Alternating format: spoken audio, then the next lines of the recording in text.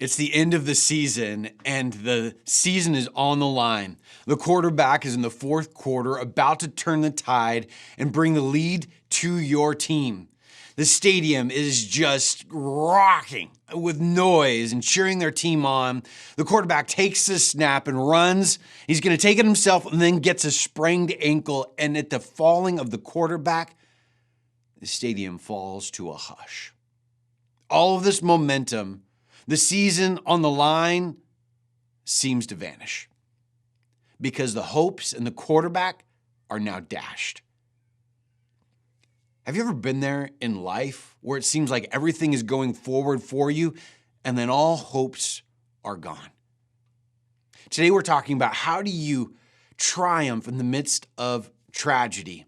We've been going through this Dream Killers series, and thanks for joining us today for the Daily Dose. My name is Trent Jenkins. I'm one of our pastors here at North Coast Church, and looking at the life of Joseph, he's gone through some crazy ups and downs and being taken to a foreign land, and then he seems to start to thrive under Potiphar's house, and he's given so much control and authority, but then ultimately gets deceived and falsely accused by Potiphar's wife, and he finds himself in prison. And in the midst of it, we find ourselves in chapter 39, verse 20 through 21. It says, while Joseph was there in prison, the Lord was with him. Key. He showed him kindness and granted him favor in the eyes of the prison warden.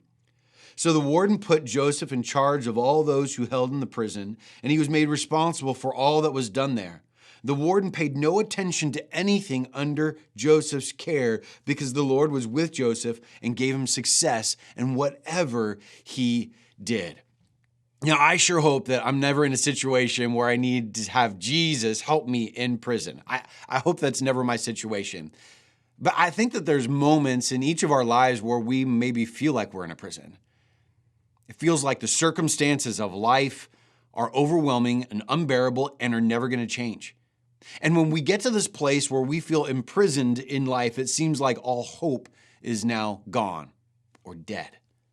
And I don't know what the tragedy might be for you today or the circumstances that are so overwhelming. Maybe it's the loss of a loved one. Maybe it's a diagnosis. Maybe you feel trapped in a relationship and you don't know how to be able to move things forward. Or maybe it's finances.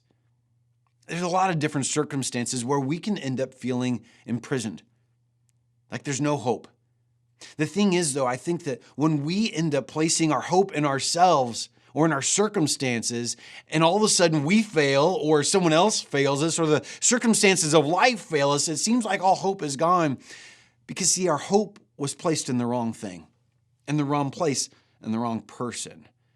It says that the Lord was with him and showed him kindness. It was the Lord who ended up paving the way for Joseph and gave him favor in the midst of an unfavorable circumstance. It's a perspective shift of who we're going to latch onto in the midst of our circumstances. I love going back to Deuteronomy 31:8, and it's a familiar verse. Maybe you don't know it's a familiar verse for you, but it says that the Lord will never leave us or forsake us. I love that promise, but oftentimes we forget the first part of it. It says that the Lord himself goes before you and prepares it. He prepares a way. He paves a path for us. It's like the running back going behind the tight end. It's like the advance team for the president securing the area to make sure that he can go in with confidence. It's the surveyor on a building project making sure that the ground is right. God goes before us. But it's a matter, are we going to follow him? Is our hope in him, or is our hope in ourselves, in our abilities, and all that we can do?